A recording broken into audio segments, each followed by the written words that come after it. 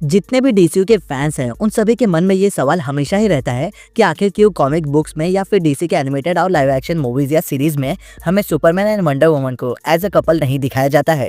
अगर प्रैक्टिकली सोचा जाए और लॉजिकली देखा जाए तो सुपरमैन की गर्लफ्रेंड के तौर पर वंडर वुमन हर एंगल से परफेक्ट बैठती है। वो स्ट्रॉन्ग है, पावरफुल है, उसमें भी सुपरमैन की तरह ही एबिलिटीज है। एक तरह से कह सकते हो कि डायना के लिए सुपरमैन से ज्यादा कंपेटेबल बंदा और कोई हो ही नहीं सकता, फिजिकली और मेंटली दोनों से ही।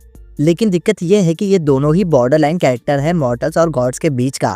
बट स्टिल इनके बीच का सबसे बड़ा कांटा अगर कुछ बन रहा है ना तो वो है इनके मॉरल्स, क्योंकि दोनों के ही तरीके एक दूसरे से काफ़ी ज़्यादा अलग है।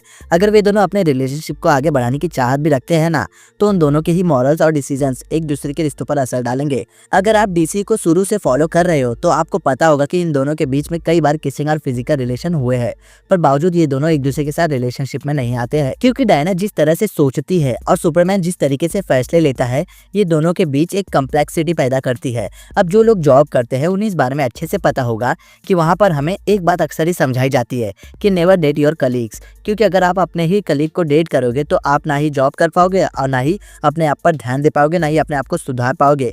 बस ऐसा ही कुछ है कार्ल और डायना के बीच, यानी कि सुपरमैन और वंडर वुमन के बीच में। अब ये छोटी सी शॉर्ट्स डिटेल आपको कैसी लगी कमेंट करके ज़रूर बताना, और हाँ, इस तरह के और भी इंटरेस्टिंग वीडियोज़ के लिए चैनल को सब्सक्राइब जरूर करना।